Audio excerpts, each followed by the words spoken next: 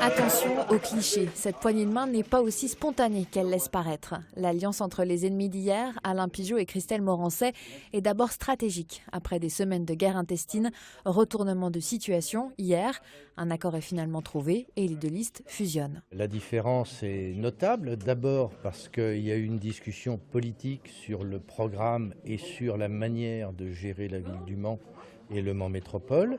Et en plus, comme vous avez pu le constater, la liste qui est présentée aujourd'hui représente grosso modo à concurrence d'un tiers la liste que je menais jusqu'à maintenant. Donc vous avez une répartition environ de 3 candidats par tranche de 10. Christelle Morançais reste tête de liste, Alain Pigeot est 4e et Yves Brochard de l'UDI prend la 9e place. Aujourd'hui, la droite n'a pas le choix. Pour espérer évincer Jean-Claude Boulard, elle doit s'unir.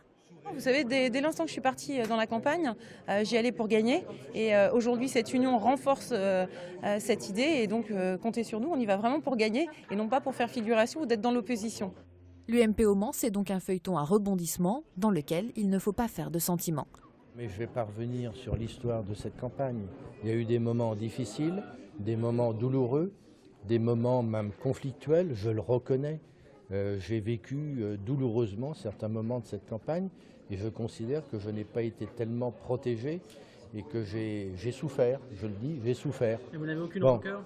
Non mais la rancœur, je vais vous dire, les Manceaux, c'est pas de la rancœur qu'ils veulent. Ce qu'ils veulent, c'est une solution. Et la solution, c'est auprès des abstentionnistes qu'ils veulent aller la trouver. Je compte sur un certain nombre de personnes qui se sont abstenues et puis l'isolement de la liste du maire sortant puisque aucun accord n'a été passé avec aucune des composantes de la gauche qui s'était présentée au premier tour. Donc les jeux sont très ouverts. Avec cette alliance, la droite peut espérer récupérer la mairie du Mans qu'elle convoite depuis 37 ans. Dimanche, elle affrontera dans une triangulaire Jean-Claude Boulard et Louis Noguès.